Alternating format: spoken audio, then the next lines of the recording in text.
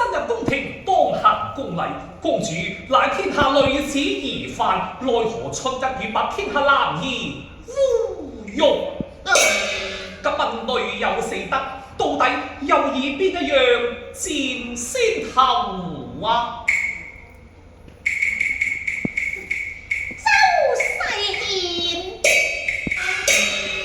先前令姐都只肯游說於烈禍，倘若之前力求偶於鳳台，未見其成，亦爭其醜咋。公主言語發自心聲，詞力寄於學問。我雖無驚天偉地才，卻有憐香惜玉意。奈何人不與真誠待我，我又何必誠信相投呢？